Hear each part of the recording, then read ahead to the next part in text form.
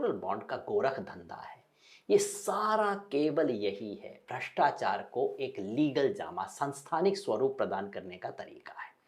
एक नंबर का पैसा 2 नंबर का बनेगा, फिर 1 नंबर का बनेगा, सारा सिस्टम ये है। और कहा किस नाम पे गया?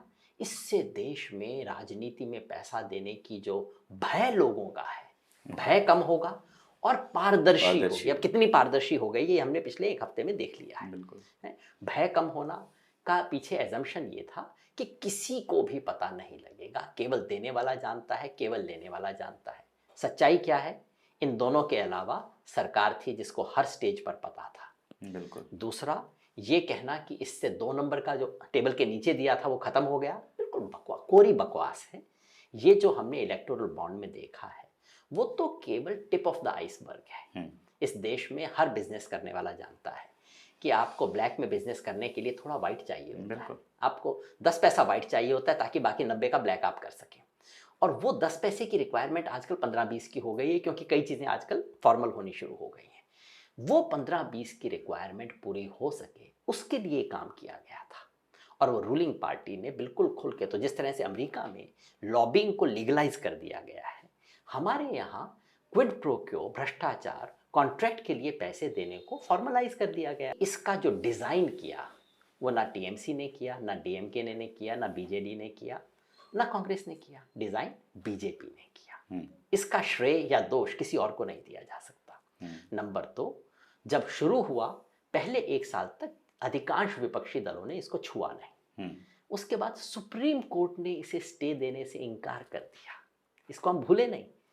जिस चीज़ को आज सुप्रीम कोर्ट कहता है कतई अनकॉन्स्टिट्यूशनल चीज़ थी, 1 साल के भीतर सब लोग गए थे, Prashant Bhushan, ADR, common cause, सब गए थे कि इस पे स्टे दीजिए।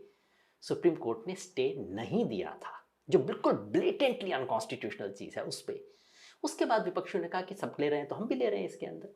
लेकिन अगर विपक्षियों का भी कोई कुड प्रो को निकलता है, ये निकलता है कि भाई उन्होंने पैसा लिया और ठेका दिया, बिल्कुल जांच होनी चाहिए, बिल्कुल सजा होनी चाहिए।